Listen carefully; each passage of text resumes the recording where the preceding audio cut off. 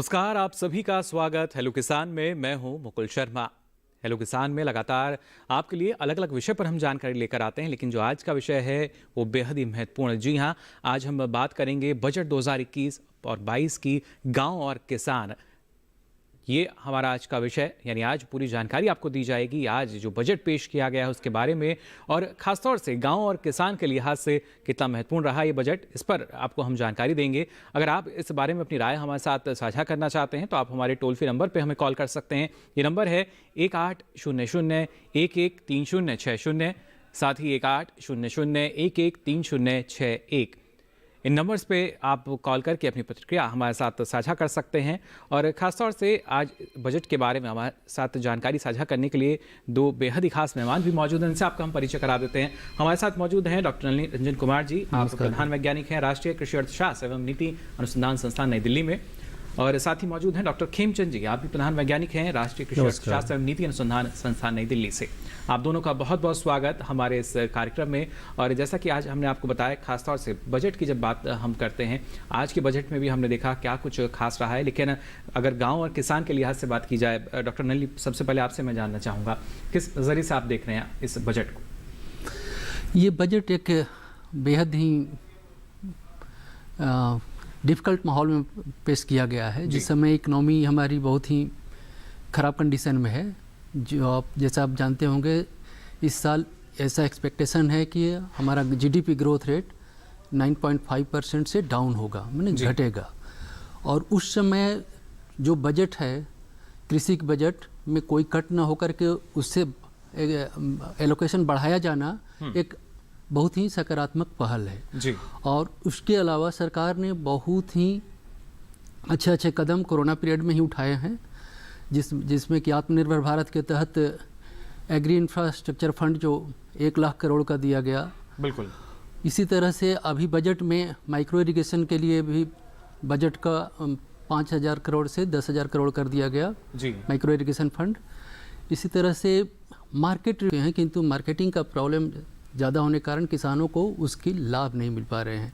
इसलिए भारत सरकार का पोस्ट हार्वेस्ट, फिर एपीएमसी मंडी को स्ट्रेंथन करने का, एपीएमसी मंडी स्टेट गवर्नमेंट की जिम्मे थी, किंतु भारत स्ट्रेंथन किया जा सके, उसमें फैसिलिटी बढ़ाई जा सके ताकि किसानों को फ़ायदा हो सके। जी बिल्कुल। किसानों के जब फ़ायदे की बात होती है, डॉक्टर खेमचंद, जैसा अभी डॉक्टर नलिनी ने भी हमें बताया कि कोशिश लगातार की जा रही थी, लेकिन बजट को अगर देखा जाए तो हम मान सकते हैं कि बाज़ार में जो तमाम संभावनाएँ हैं उन्हीं को लेकर हम एक सकारात्मक दिशा में आगे बढ़ रहे हैं, और काफ़ी ज़्यादा फ़ायदा इसका हमारे किसानों को मिल सकेगा आने वाले समय में।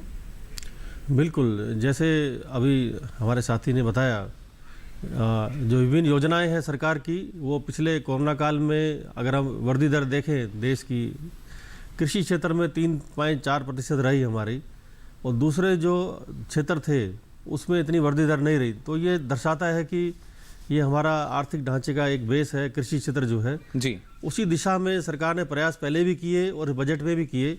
जैसे एक उदाहरण हमने सिंचाई योजनाओं का दिया, जिसमें 5,000 करोड़ रुपये अतिरिक्त बजट दिया गया। बिल्कुल। तो इसमें सरकार का ये प्रयास है कि जो भी खेती में उत्पादन हो रहा है, वो हमारा क्षेत्रफल हम बढ़ा नहीं सकते हैं। 140 मिलियन हेक्टेयर फिक्स है, वो काफ़ी सालों से वही क्षेत्रफल है जी। लेकिन उसमें उसी क्षेत्र से कैसे क्रॉप इंटेंसिटी को बढ़ाया जाए, उसके लिए सिंचाई व्यवस्था बहुत ज़रूरी है। और उसमें सरकार ने बजट बढ़ाया, और पहले से भी सरकार ने प्रधानमंत्री कृषि सिंचाई योजना के नाम से बहुत बड़ी स्कीम चलाई, और अभी 11.4 मिलियन हेक्टेयर एरिया जो है इसके अंदर आ चुका है जी। कुछ राज्यों में बड़ी तेजी से इसमें प्रगति हो रही है, कुछ का उत्पादन भी बढ़ेगा, और एक ही खेत से आप ज़्यादा फसलें भी ले सकते हैं, और कुल मिला के किसान की आमदनी इससे बढ़ेगी। बिल्कुल डॉक्टर खेमचंद, लेकिन हमारा जो किसान है वो हम मान सकते हैं सरल भाषा में ये समझना चाहते हैं। जब हम वृद्धि दर की बात करते हैं, कोरोना कालखंड में भी हमने देखा कि क्या स्थिति रही, लेकिन फिलहाल अगर हम बजट आज की बात करते हैं, इस बजट में क्या कुछ खास रहा, इस पर पहले नज़र डालते हैं, फिर इस जानकारी को आगे बढ़ाएंगे। आइए नज़र डालते हैं इस खास रिपोर्ट पर।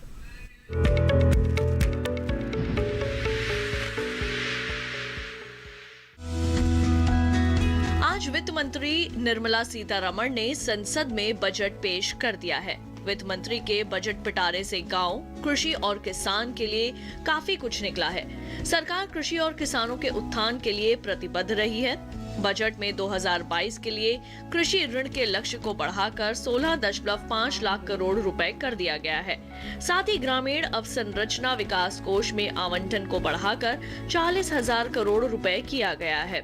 वित्त मंत्री ने कहा कि न्यूनतम समर्थन मूल्य यानी एमएसपी बढ़ाकर उत्पादन लागत का 1.5 गुना कर दिया गया है। इसके अलावा ई-नैम के तहत 1000 और मंडियों को लाया जाएगा। ऑपरेशन ग्रीन स्कीम में जल्द खराब होने वाली 22 फसलों को शामिल किया जाएगा। वहीं जल जीवन मिशन के तहत 2,87,000 करोड़ रुपए खर्च होंगे। साथ ही माइक्रो इरिगेशन फंड में 5,000 करोड़ रुपए के अतिरिक्त आवंटन की बात बजट में कही गई। मछली पालन को बढ़ावा देने के लिए सरकार काफी कुछ कर रही है। इसी क्रम में 5 फिशिंग हार्बर को आर्थिक गतिविधि के हब के रूप में तैयार करने की बात बजट में कही गई है। ये 5 हार्बर कोची, चेन्नई, विशाखापट्टनम, पारादीप और पेटू आघाट में बनाए जाएंगे। चाय श्रमिकों के कल्याण के लिए 1,000 करोड़ रुपए का प्रावधान किया गया है। वहीं उज्ज्वला स्कीम में 1 करोड़ और लाभार्थी शामिल किए जाएंगे।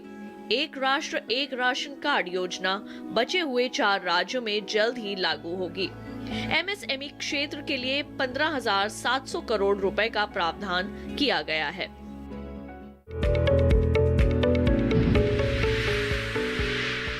तो जाना आपने आज के बजट में जो खास बातें रहीं क्या क्या थी, वो जिसके ज़रिए हम मान सकते हैं कृषि क्षेत्र और साथ ही साथ जो हमारे किसान हैं उनको कितना लाभ आने वाले समय में मिल सकता है।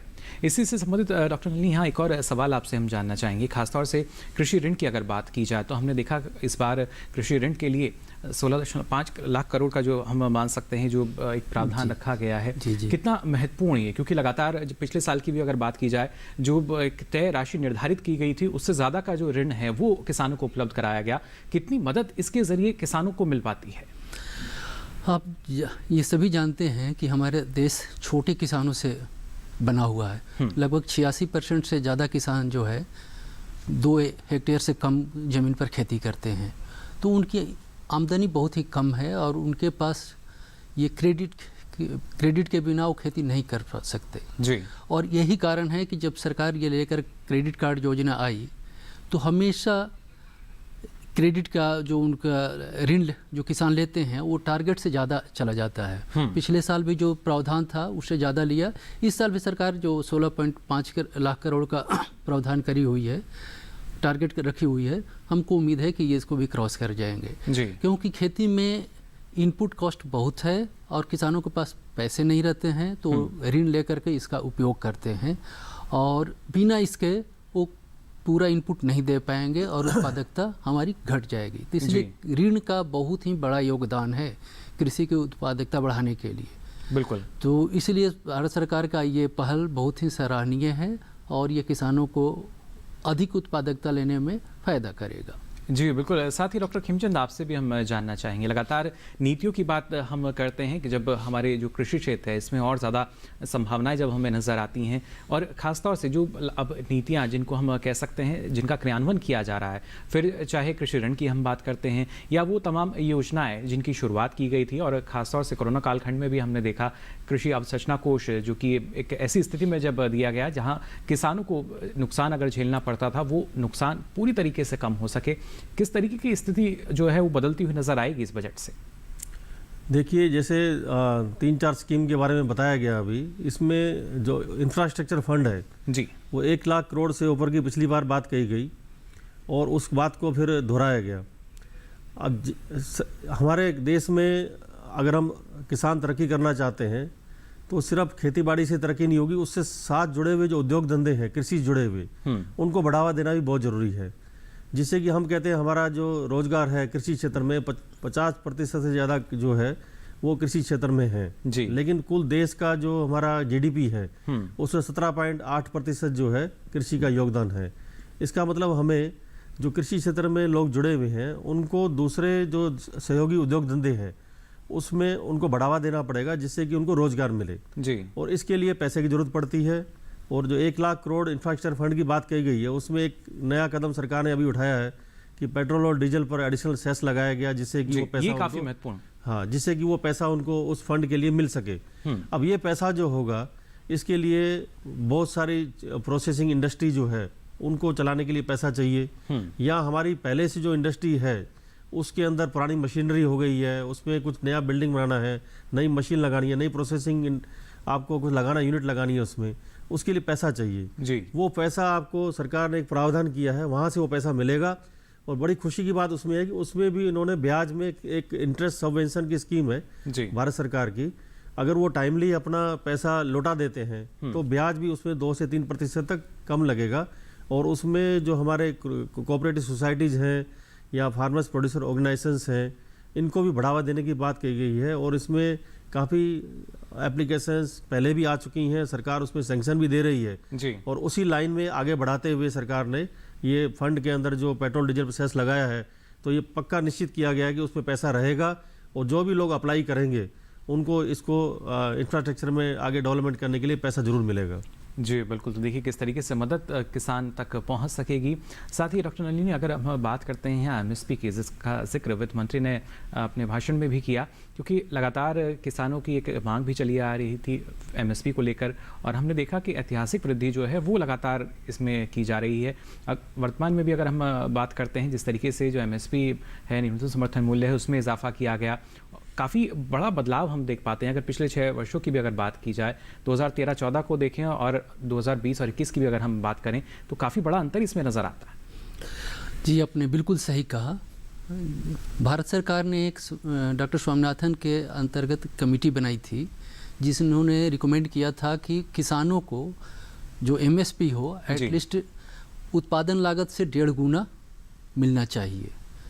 तो ये जो वर्तमान सरकार है आने के बाद उस आयोग की रिकमेंडेशन को मानी, और आज स्थिति है कि कोई भी जिन्स हो, कृषि जिन्स हो, जिसका मूल्य निर्धारित न्यूनतम समर्थन मूल्य निर्धारित किया जाता है, तो वो एटलीस्ट 1.5% उत्पादन लागत का होता है। बहुत सारे क्रॉप में तो ये 200% तक भी है जी, किंतु कम से कम 150% तो होना ही है, 50% ज़्यादा। ये काफ़ी महत्वपूर्ण है। ये काफ़ी महत्वपूर्ण है। और इतना ही नहीं, सिर्फ मूल्य ही नहीं बढ़ाया सरकार ने, न्यूनतम समर्थन मूल्य ही नहीं बढ़ाया, बल्कि बहुत सारे फसलों में बढ़ा दिया। आज 23 फसलों में दिया जाता है जी। पहले जहाँ कुछ ही राज्यों में ये एमएसपी का प्रावधान था, जहाँ पर खरीदारी होती थी, उसमें भी बढ़ा है, एरिया बढ़ा है। आज आपको जानकर खुशी होगी कि सिर्फ धान में करीब 1.72 लाख करोड़ की जी पेमेंट हुई है किसानों को, बिल्कुल, या होने वाली है मार्च तक। जो करीब 87 लाख किसान है जो को लाभ इसका मिल रहा है, और सबको ये इतना लाख का सरकार खरीद रही है। इतना ही नहीं, पल्सेज वगैरह, तेलहन, दलहन आदि में भी पीएम आशा के थ्रू वहाँ भी खरीदारी हो रही है जी। और इस बजट में एक प्रावधान किया गया है ऑपरेशन ग्रीन को, जो पहले 3 फसलों में थी, टोमेटो, पोटैटो और ओनियन जी, टमाटर, प्याज और आलू में, बिल्कुल, आज उसे 22 फसलों में लगा दी गई है। 22 फसलों मतलब फल और सब्जियों का, जो कि जल्दी से खराब होने वाली होती हैं जी। तो इसके तहत उन सभी फसलों को भी सपोर्ट किया जाएगा सरकार के तरफ से।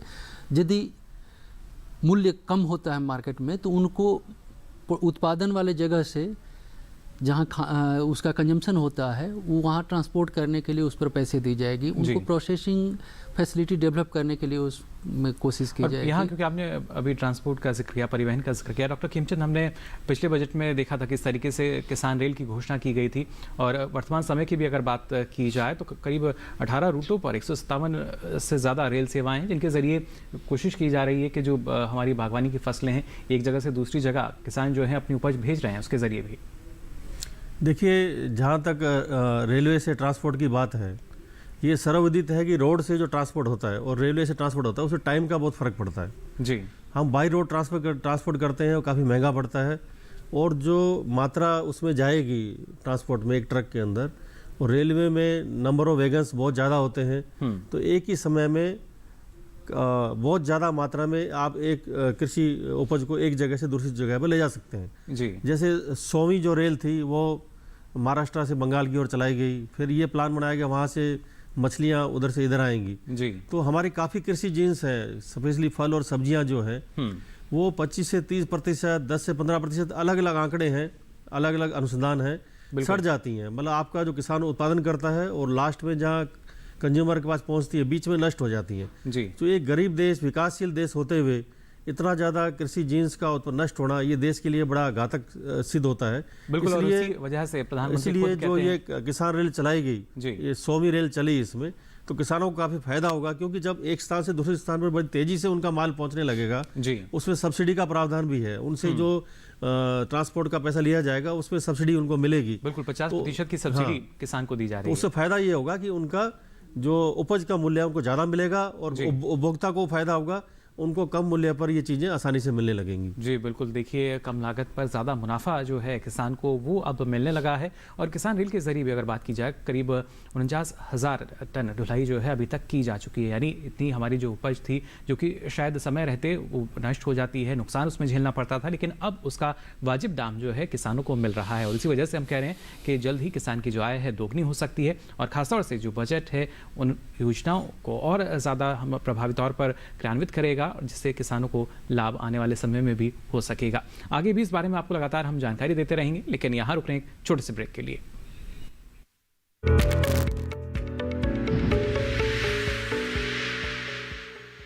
अरे भाई सुना नहीं क्या, केसीसी ने किसानों का जिंदगी बदल दिया है। देश के छोटे किसान 1,60,000 रुपये तक का कर्ज बिना किसी गारंटी को ले पाएंगे। ब्याज खोरों से भी पीछा छुटा। मैं तो जैविक खेती का पूरा सामान मंगा लिया, केसीसी का भी कोई दबाव नहीं है। ब्याज चुकाने के लिए पूरा 1 साल मिलता है। समय पर भुगतान करने पर केवल 4% के सालाना ब्याज पे लोन मिल गया मुझे। अपना आधार कार्ड, लेटेस्ट फोटो और जमीन के कागजात लेके अप्लाई करो बस। और नामांकन भरने के लिए जेब भी ढीली नहीं करनी पड़ी।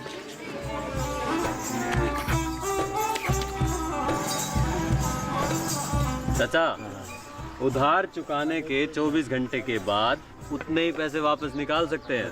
केसीसी ने किसानों की जिंदगी वाकई बदल दी है। तो आप भी किसान क्रेडिट कार्ड अपनाएं और सहजता से ऋण पाएं।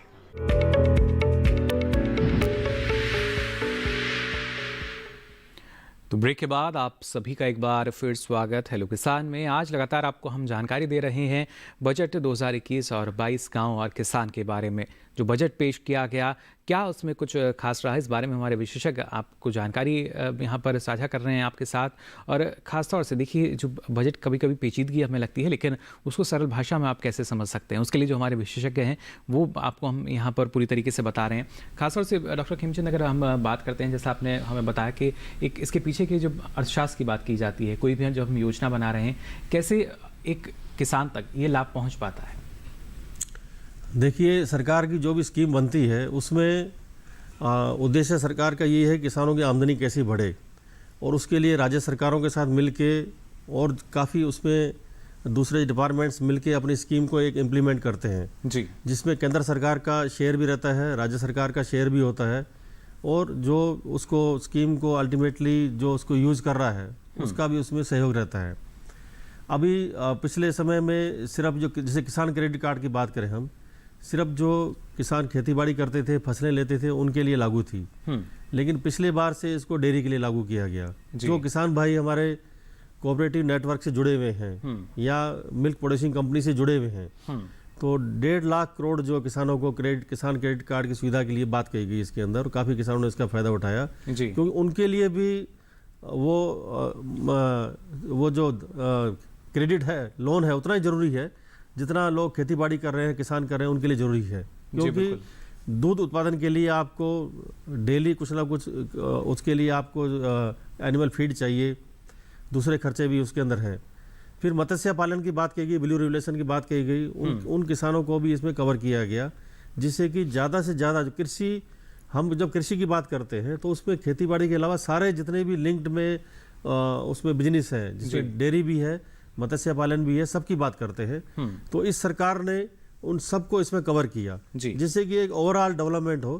क्योंकि काफ़ी किसान भाई हमारे ऐसे हैं जो छोटी जोत है, जैसे अभी बताया गया कि 86% से ज़्यादा हमारे किसान जो हैं वो छोटे और सीमांत किसान हैं, तो डेयरी में भी वो ज़्यादा अपना सहयोग करते हैं, तो उनको लोन चाहिए। तो सरकार ने इसमें अपना स्कीम में इसको डेयरी क्षेत्र में बढ़ाया गया और उसके अंदर भी इंटरेस्ट सबवेंशन की स्कीम लाए कि अगर वो टाइमली पैसा वापस लौटा देते हैं जी तो उनको 3% तक का, कहीं 2% तक का भी ब्याज में फ़ायदा मिलेगा।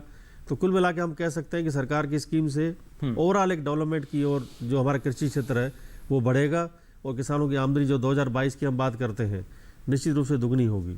जी बिल्कुल, निश्चित तौर पर देखिए जो आय है दोगुनी हो सकती है और उसके लिए हर संभव प्रयास जो हैं वो सरकार द्वारा किए जा रहे हैं। साथ ही डॉक्टर नलिनी, यहाँ अभी मछली पालन की हम बात कर रहे थे और आज भी हमने देखा बजट में किस तरीके से 5 बड़े हब की जो जिक्र किया गया है, कितना फ़ायदा इसके ज़रिए क्षेत्र को मिल सकेगा? ये 5 बड़े हार्बर जो बनाए जा रहे हैं जी, हार्बर की ज़रूरत तो पड़ती है कि हम समुद्र से मछलियाँ पकड़ करके लाते हैं, तो बड़ी बड़ी जो शिप्स हैं उनको लैंड करने के लिए ये हार्बर की ज़रूरत पड़ती है। जी वैसे छोटे शिप भी आ सकते हैं जो ये बोट कहलाते हैं या वेसल कहलाते हैं, फिशिंग वेसल्स, जी, तो उनके लिए ज़रूरी है। इनकी अनुपस्थिति में हमारे पास बड़े वेसल को हम स्पेसिफाइड एरिया में नहीं कहीं भी दूसरे पोर्ट पे उतारते थे जी, और वहाँ से हम अपना, तो ये स्पेशलाइज्ड फिशिंग हार्बर होंगे जहाँ की इस पर और भी फैसिलिटी वहाँ खड़ी करी जाएंगी प्रोसेसिंग की। जो फिश आएगा तो उसको यूं ही हम कहीं एक्सपोर्ट नहीं कर सकते, फिश आएंगे तो उनको प्री प्रोसेसिंग वो सब वहाँ पर हब तैयार किया जाएगा। तो इस तरह से हम समुद्र से निकाली हुई मछलियों से ज़्यादा फ़ायदा ले करके और हम उसको एक्सपोर्ट करेंगे, जिससे जो फिशिंग में लगे हुए हमारे मछुआरे भाई हैं उनको काफ़ी फ़ायदा होगा, क्योंकि उनको उत्पाद का सही मूल्य मिलेगा। ये पोस्ट हार्वेस्ट लॉसेज की जो बात होती है वो कम होगी और क्वालिटी अच्छी होगी तो उसका मूल्य भी अच्छा मिलेगा इंटरनेशनल। बिल्कुल, और खासतौर से सी फूड की भी अगर हम बात करें तो हम देखते हैं निर्यात की स्थिति काफ़ी बेहतर इसमें हमें नज़र आती है, जिसके ज़रिए किसानों को फ़ायदा मिलता है। लेकिन अगर देखा जाए डॉक्टर नलिनी, क्योंकि ना सिर्फ मछली पालन क्षेत्र की बात हम कर रहे हैं यहाँ पर, और भी इससे जुड़े जो तमाम क्षेत्र हैं, कोशिश यही की जा रही है कि ना सिर्फ किसान की आय दोगुनी हो बल्कि जो लागत है वो कम की जा सके। और इसी कड़ी में मछली पालन की हम बात कर रहे हैं या पशुपालन क्षेत्र की बात की जाए तो पहले से लगातार योजनाएं चल रही हैं, क्योंकि प्रधानमंत्री ने खुद भी कहा कि जो बजट है इससे पहले भी मिनी बजट के रूप में 3 से 4 बजट पहले आ चुके हैं, जो और योजनाएं हैं वो भी पहले ही घोषित की गई हैं, तो उनका क्रियान्वयन अब और बेहतर ढंग से हो सकेगा। जी सर्टेनली, क्योंकि देखिए जो आत्मनिर्भर भारत के तहत जो कहा गया, जो स्कीम लाई गई, उसमें जो infrastructure agri infrastructure fund create की गई, तो उसका सबका उद्देश्य यही है कि किसानों की आमदनी बढ़े। आमदनी बढ़ाने के क्या तरीके हैं? आमदनी बढ़ाने के तरीके हैं कि उनके उत्पादन लागत कम किया जाए और उनको उत्पाद का ज़्यादा से ज़्यादा मूल्य मिले। जी, तो उत्पाद लागत कम करने के लिए जैसे क्रेडिट जो दिया जा रहा है किसानों को, ऋण जो दिया जा रहा है वो सस्ते मूल्य पर दिया जा रहा है जी, ताकि उनकी उत्पादन लागत कम हो। इसी तरह इनपुट सब्सिडी भी बहुत, जो फर्टिलाइज़र में सब्सिडी दी जाती है, इरिगेशन में सब्सिडी दी जा रही है, और सो बहुत सारी तरह से किसानों को नई तकनीक देने के लिए की जा रहा है। कॉन्ट्रैक्ट फार्मिंग के थ्रू भी सरकार चाह रही है कि किसानों के और प्राइवेट के बीच में लिंकेजेज हो ताकि नई तकनीकी की जानकारी उनको आसानी से मिल सके। जी बिल्कुल, हालांकि उसको लेके जो थोड़ा सा विरोध है वो भी हमारे सामने आया कि किस तरीके से किसानों ने अपनी नाराज़गी जताई, लेकिन खासतौर से अगर देखा जाए तो जो किसान हैं अब बेहतर ढंग से जान रहे हैं कि क्या उनको यहाँ करना चाहिए। और डॉक्टर साहब, अगर हम पूरे इसको देखें, जिस तरीके से बजट में MSP का कई बार जिक्र किया गया, पिछले सालों के मुकाबले जो वृद्धि इसमें नज़र आती है, और क्योंकि बीच में हमने देखा किसानों में ये भ्रम की स्थिति पैदा कर दी गई कि जो MSP है ये शायद ख़त्म किया जा रहा है, लेकिन सरकार की अगर ऐसी मंशा होती तो शायद ना तो ये और ज़्यादा मंडियाँ जुड़ती और ना ही लगातार MSP पर इतना फोकस किया जाता। नहीं, सरकार की मंशा ऐसी नहीं लग रही है कि MSP ख़त्म किया जाएगा जी, क्योंकि सबसे बड़ी चीज़ है कि हमारा फूड सिक्योरिटी मिशन के तहत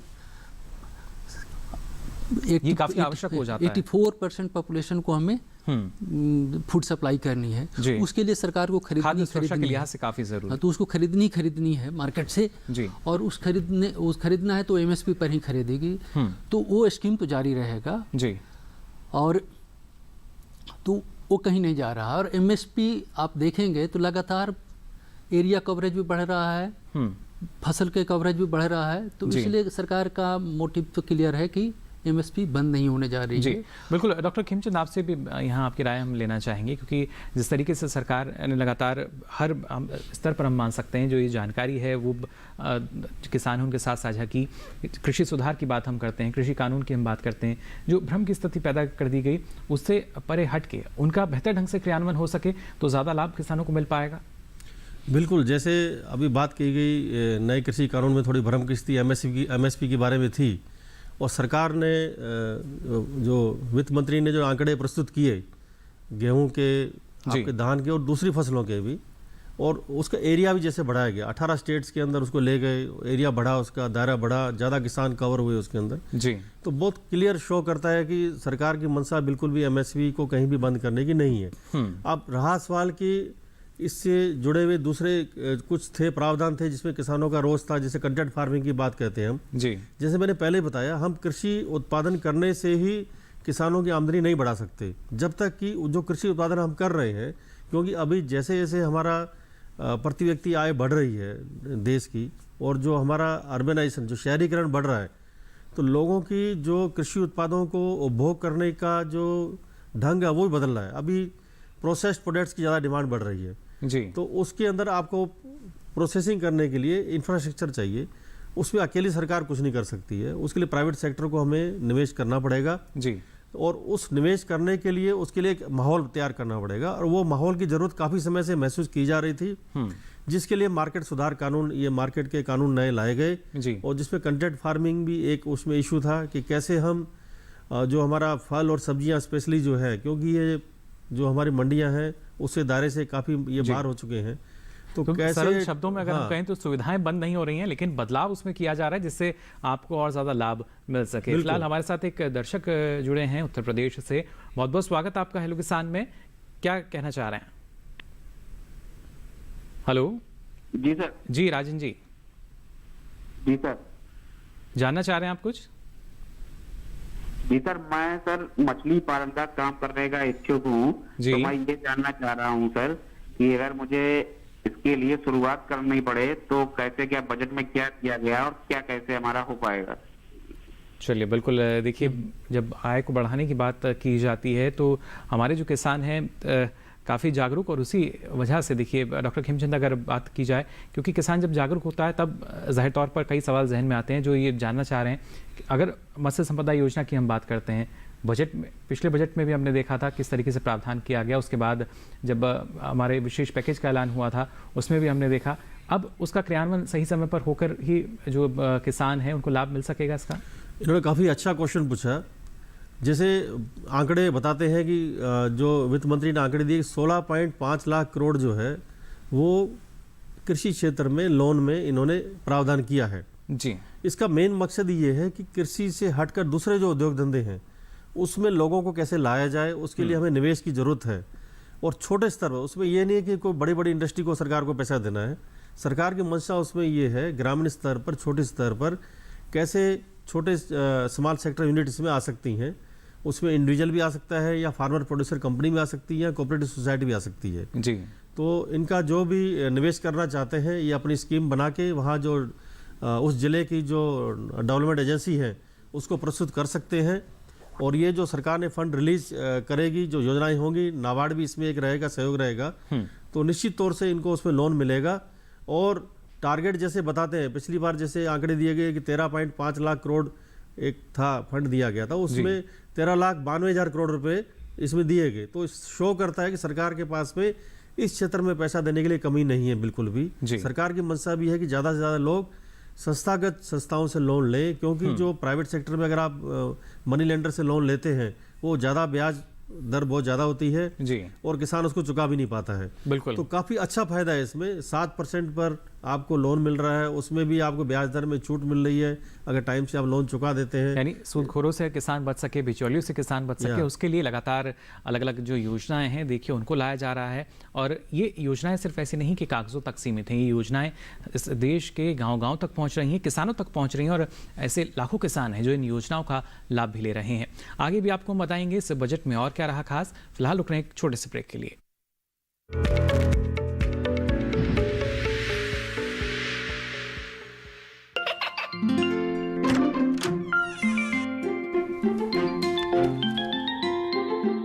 ये क्या हो रहा है? काशवी, इतने कम मार्क्स? काशू बेटा पढ़ा करो, पढ़ोगी नहीं तो आगे कैसे बढ़ोगी? मम्मा मैं भी तो आपसे यही कहना चाहती हूँ, पढ़ा करो। आप पढ़ोगे नहीं तो आगे कैसे बढ़ोगे? मतलब? वो देखो, सिर्फ बैक पर छपा ऑर्गेनिक नहीं, ऑर्गेनिक का निशान पहचानिए। पीजीएस ऑर्गेनिक का ये लोगो उन किसानों की पहचान है जो आज भी परंपरागत विधि से रसायन मुक्त खेती कर आपके लिए शुद्ध फसल उपजा रहे हैं।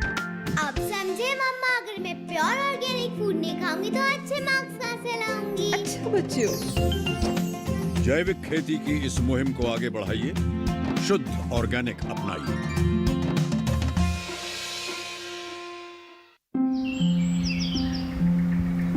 अरे अरे अरे क्या कर रहा है? इधर इधर इधर, हम बोल रहे हैं तेरे बीजू का। पुतला बोल रहा है? हाँ, पक्षियों से तो हम खेत को बचा लेते हैं, पर इन घातक रसायनों से कैसे बचाएं? मतलब? देख बेटा, तू जो ये अंधाधुंध रसायन मिलाता है ना, मिट्टी की सेहत बिगड़ने लगी है।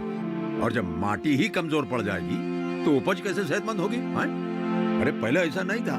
पूछना अपने बड़े बुजुर्गों से, कैसे फसल लहलहाती थी, शुद्धता झलकती थी। हाँ, माटी भी तंदुरुस्त और लोग भी।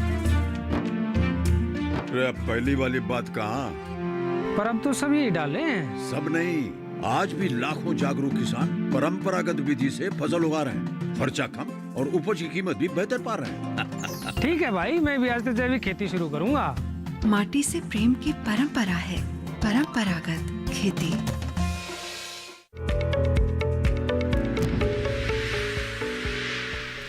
तो ब्रेक के बाद आप सभी का एक बार फिर स्वागत। हेलो किसान में लगातार आपको जानकारी दे रहे हैं बजट 2021 और 22 गांव और किसान, यानी गांव और किसान कृषि क्षेत्र के लिए इस बार का जो बजट है वो कैसा है और क्या इस बजट में ऐसी खास बातें हैं जिनको शामिल किया गया है। ना सिर्फ देश के विकास में जो हमारे कृषि की जब भूमिका की बात करते हैं, अर्थव्यवस्था की रीढ़ माना जाता है, और खासतौर से कोरोना कालखंड की भी अगर बात की जाए तो वहाँ भी कृषि क्षेत्र ने बिल्कुल एक मजबूती की तरह हम मान सकते हैं जो सहारा दिया अर्थव्यवस्था को, उसी का परिणाम हम देख पा रहे हैं। खासतौर से अगर बात करें यहाँ पर डॉक्टर नलिनी की IMF की रिपोर्ट के अनुसार अगर देखते हैं तो सांकेतिक जो वृद्धि दर है वो 15% से भी ज़्यादा की दिखाई गई है।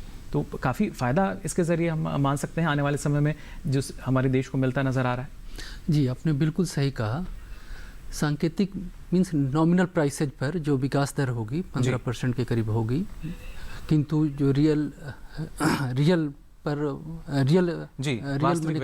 कांस्टेंट प्राइसेज पर भारत सरकार का एस्टिमेट है कि ये अगले साल करीब 11% के करीब जाएगा विकास दर। जी, तो उसमें एग्रीकल्चर का बहुत बड़ा योगदान रहेगा, क्योंकि हमारी इंडस्ट्रीज जो हैं, बहुत सारी इंडस्ट्रीज हैं जिसका रॉ मटेरियल एग्रीकल्चर से जाता है, और एग्रीकल्चर का ग्रोथ अच्छा है तो रॉ मटेरियल उनको सही तरीके से मिलेगा, और सही तरीके से मिलेगा तो उनका उनका ग्रोथ होगा। जी, इसीलिए भारत सरकार फूड प्रोसेसिंग पर भी ज़्यादा जोर दे रही, जो कि एग्रीकल्चर से रॉ मटेरियल उनको मिलता है, प्रोसेस करके हम उसको आगे एक्सपोर्ट करते हैं। जी, इन सब चीज़ों से एग्रीकल्चर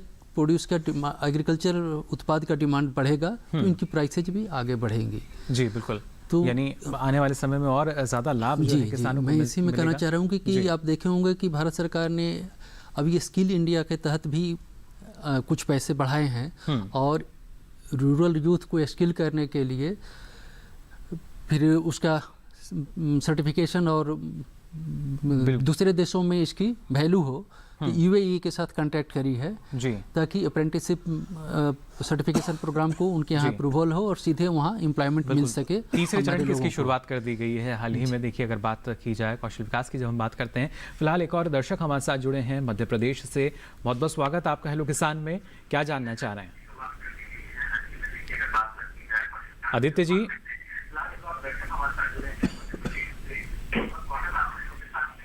हेलो जी सर। जी, आपसे गुजारिश करना चाहेंगे पहले अपने टीवी सेट का वॉल्यूम आप बंद कर दें। जी सर। सर मेरा ये कहना है कि ये दवा जो डाली जाती है खेतों में, फसलों में, जी, तो उसमें एमआरपी जो डला होता है उससे वो कम की मिलती है, और वो निर्धारित कैसे हो कि हमें कितने रुपए की लेना चाहिए? फिर भी मतलब जैसे 1000 रुपए की चीज है तो वो 500 रुपए में मिल।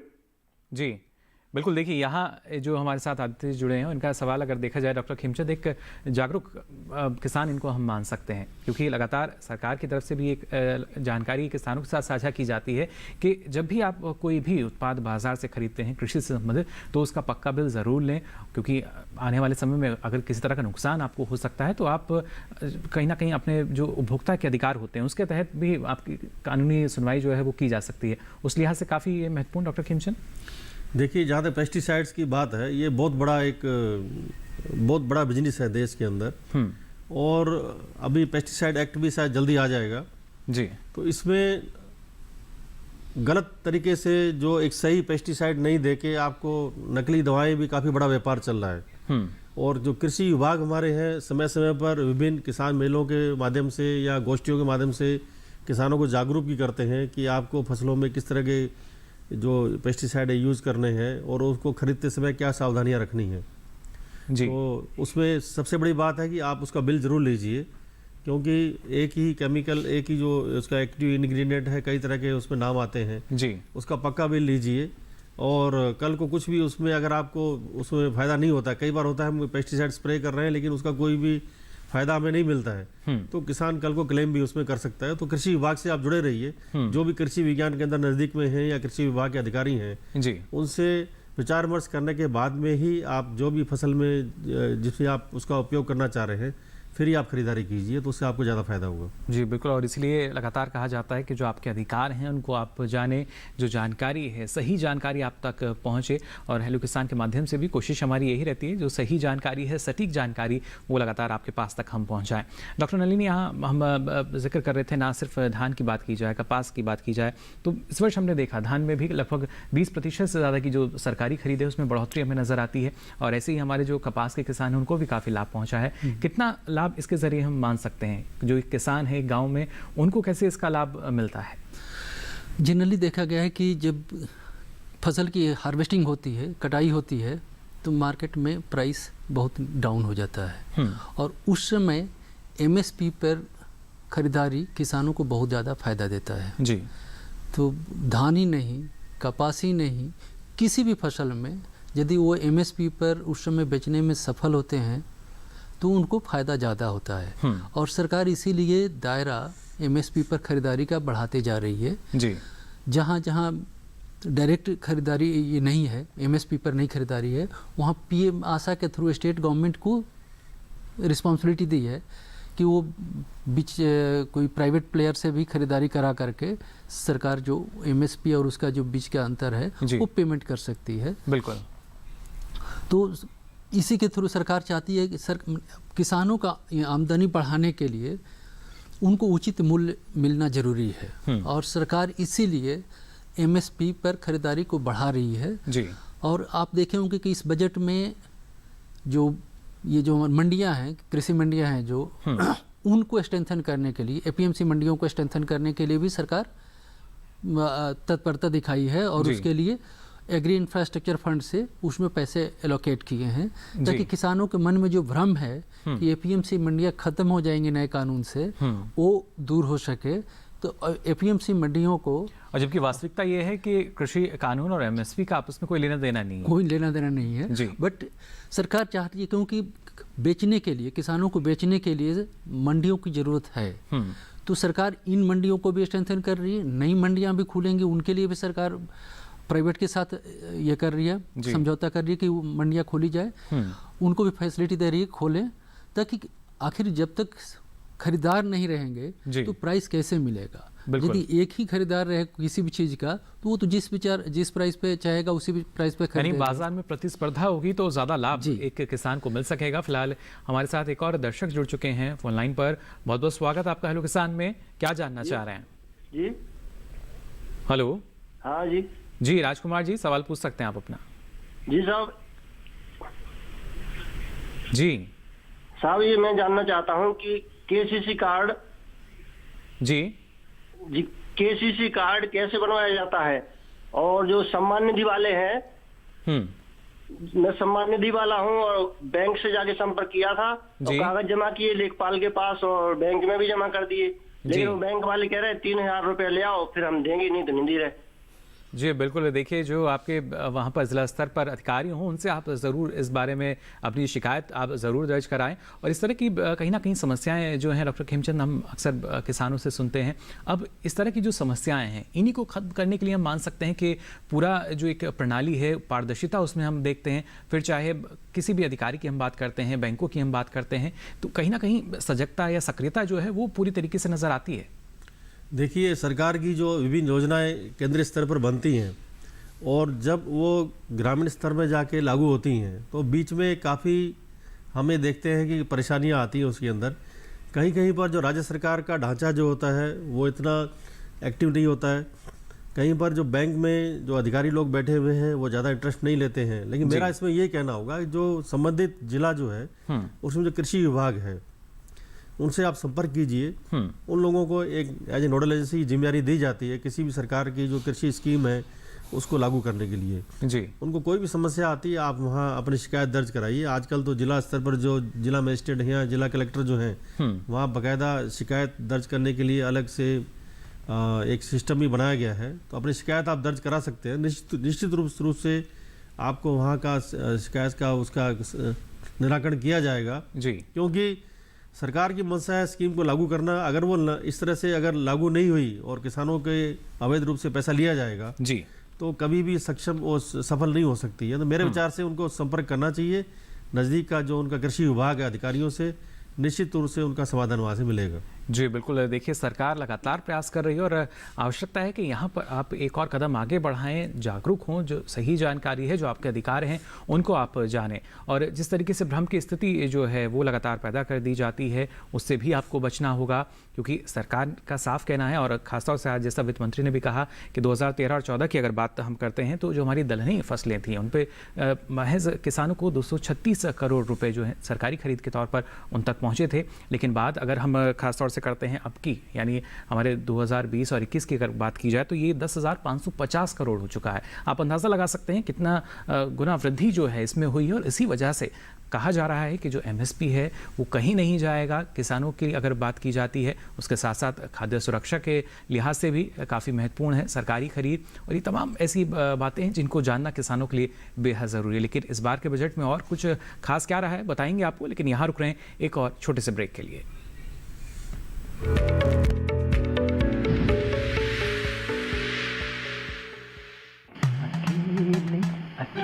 अरे वाह भैया, अकेले अकेले। अरे तू भी ले, पर खाएगा कैसे? मैं ऑर्गेनिक खेती की बात कर रहा रे बेटे। अकेले अकेले खेती कब तक करेगा? मतलब गांव में 20-25 किसानों का समूह बना के पंजीकरण करवा ले, फिर सरकारी ट्रेनिंग भी मिलेगी और मुफ्त जैविक बीज खाद भी। फिर BGS ऑर्गेनिक की सरकारी मोहर के साथ तेरी उपज आकर्षक पैक में पहुंचेगी बड़े बाजार तक। अच्छा? हाँ। अरे भाई कहाँ चल दिया? सबको साथ लाने, आमदनी बढ़ाने। तो किसान भाई समझ गए ना, साथ मिलकर ऑर्गेनिक खेती कीजिए, अपनी परंपरा को आगे बढ़ाइए, ज्यादा मुनाफा कमाइए। माटी से प्रेम की परंपरा है परंपरागत खेती।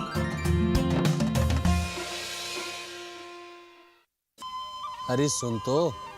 मुझे क्या सुनाना चाहते हो? जो सुनाओ मेरी सौतन को। किसको? अरे वही तुम्हारा मोबाइल फोन जिससे सुबह शाम दिन रात चिपके रहते थे और कहते थे किसान कॉल सेंटर से बातें हो रही हैं। अच्छा ये बात है। हाँ, क्यों? क्या हुआ? अब बात नहीं होती क्या? अब तो झट से बात हो जाती है। ऐसा क्या? हाँ, अब तो ज्यादा लाइनें और खास तकनीक के कारण खेती के माहिरों से तुरंत बात हो जाती है। और अगर कभी लाइन व्यस्त हो तो अपनी समस्या फोन पर रिकॉर्ड करा दो, वहाँ से फोन आ जाता है और समस्या की हल का मैसेज भी आ जाता है। ये देखो आ गया। अरे वाह, इसका मतलब इंतजार की घड़ी अब खत्म। हाँ। तभी मैं सोचूं कि आजकल मुझ पर इतना प्यार क्यों आ रहा है। कृषि संबंधी समस्याओं का अपनी भाषा में तुरंत हल पाने के लिए पूरे भारत में किसी भी फोन से हेल्पलाइन नंबर पर संपर्क करें। किसानों का दोस्त किसान कॉल सेंटर।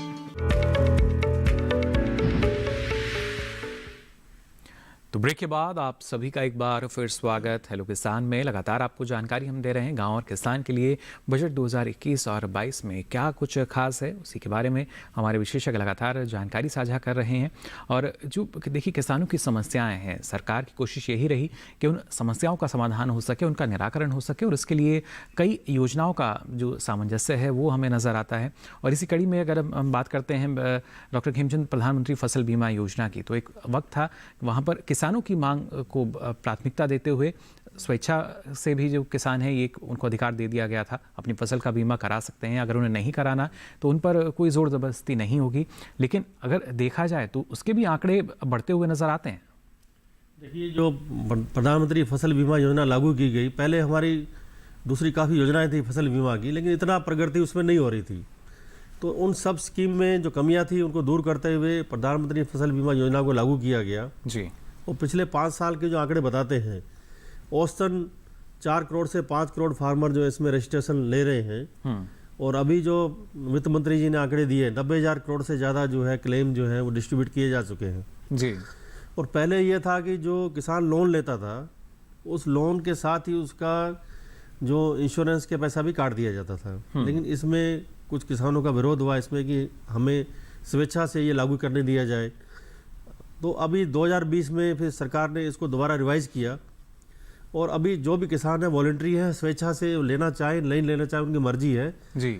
उसमें कोई सरकार की जोर जबरदस्ती उसके अंदर नहीं है। लेकिन इसमें फ़ायदा ये हो रहा है कि जो जलवायु परिवर्तन होते हैं या कुछ ऐसा कुछ घटना घटित होती है, प्राकृतिक घटना घटती है, तो उसमें जो भी लॉसेज होते हैं और बहुत कम जो पैसा है किसान को देना पड़ता है। इसमें 2% जो उसका सम अश्योर्ड है वो खरीफ के अंदर है और 1.5% रबी के अंदर है जी। कुछ कॉमर्शियल क्रॉप से थोड़ा ज़्यादा है उसके अंदर।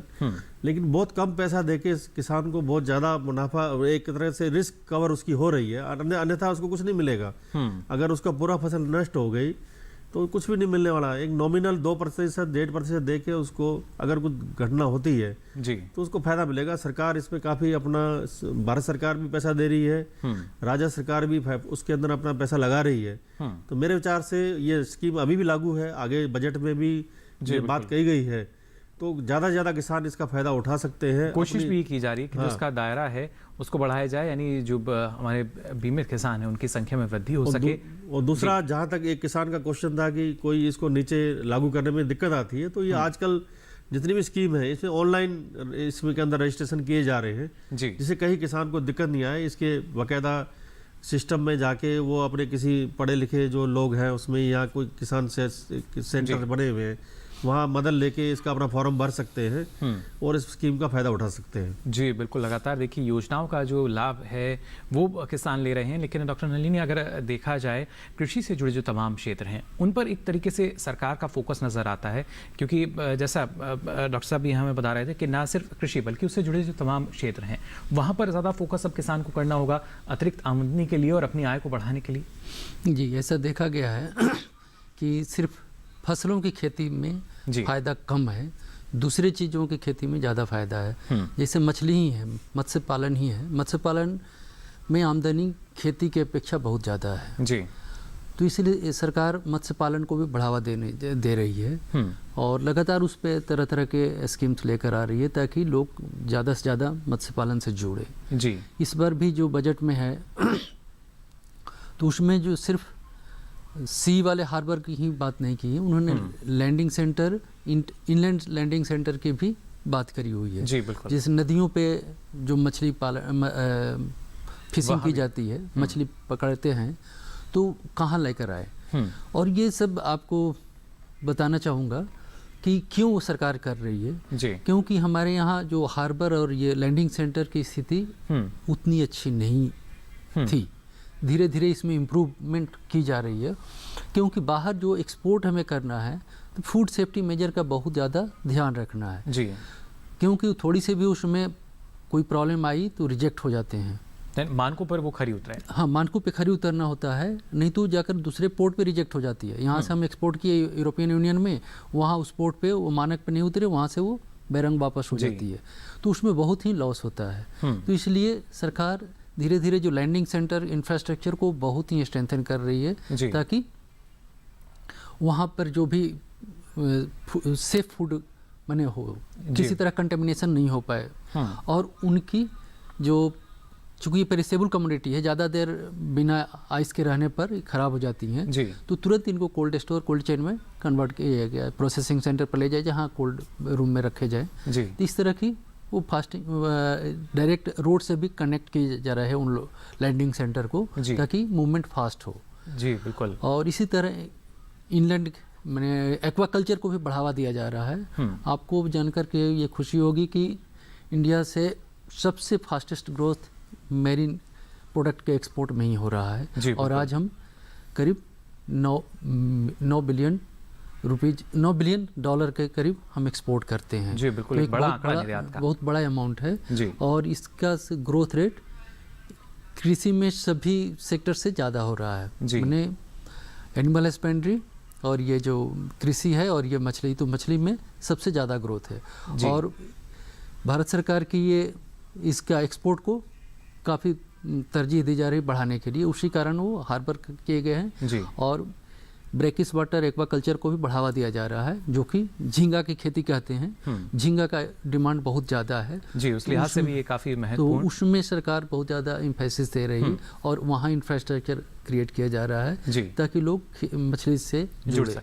सिर्फ इसी से लिए नहीं, सिर्फ एक्सपोर्ट अर्निंग के लिए नहीं, मछली एक बहुत ही ज़्यादा पौष्टिक खाद्य पदार्थ है। जी, तो मछली का कंजम्पशन बढ़ाने से भी जो ना सिर्फ आर्थिक सुरक्षा बल्कि पोषण सुरक्षा के लिहाज से भी काफ़ी महत्वपूर्ण मान सकते हैं हम।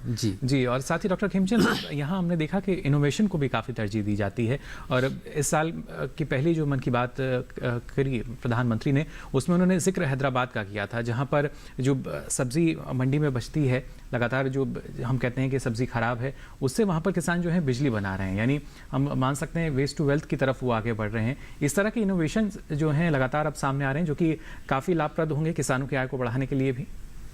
हाँ, इसके अंदर जो डेवलपमेंट फंड की ज़रूरत है, उसमें सरकार ने जैसे क्रेडिट स्कीम्स है, ये इंफ्रास्ट्रक्चर डेवलपमेंट फंड्स हैं, उस तरह की टेक्नोलॉजी बहुत ज़रूरी है उसके अंदर, क्योंकि टेक्नोलॉजी भी चाहिए, पैसा भी चाहिए आप उसके अंदर।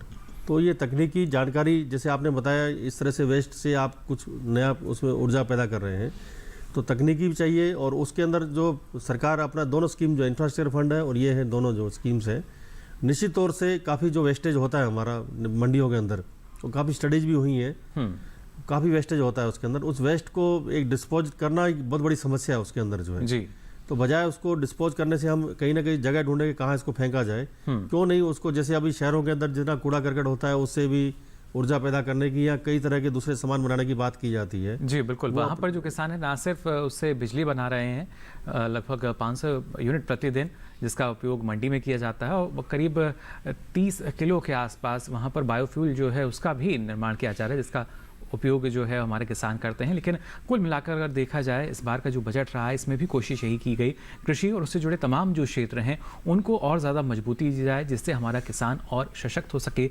मजबूत हो सके। ना सिर्फ कृषि सुधार, कृषि कानून जो है हमारे, उनके ज़रिए, बल्कि और योजनाएं जैसे जैसे उनका क्रियान्वयन होगा, कृषि क्षेत्र को और ज़्यादा बल मिलेगा, मजबूती मिलेगी, और जो इस देश की अर्थव्यवस्था की रीढ़ मानी जाती है कृषि, वो और मजबूत होगी और देश की अर्थव्यवस्था भी और मजबूत स्थिति में नजर आ सकेगी। फिलहाल आज हमारे दोनों विशेषज्ञ, आपने इतनी महत्वपूर्ण जानकारी हमारे साथ साझा की, इसके लिए आपका बहुत बहुत शुक्रिया, बहुत बहुत आभार। धन्यवाद।